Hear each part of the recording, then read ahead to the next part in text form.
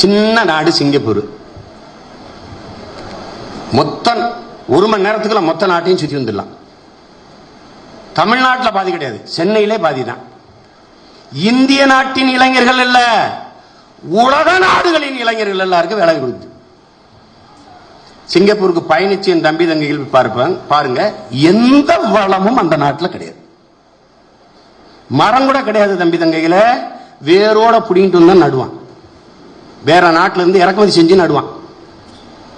நீங்க மழை பெஞ்சா உங்களை மாதிரி எல்லாம் கிடையாது, சாலையே இந்த இப்படி போட்டிருப்பான்.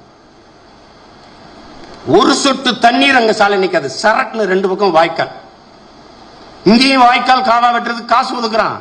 அந்த காசெல்லாம் வாய்க்குள்ள போயிருந்தனால வாய்க்கால் இல்லாம போயிருக்கு.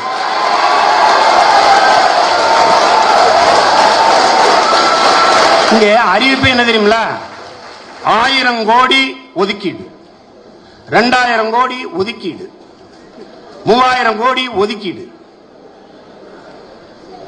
ஒதுக்குறது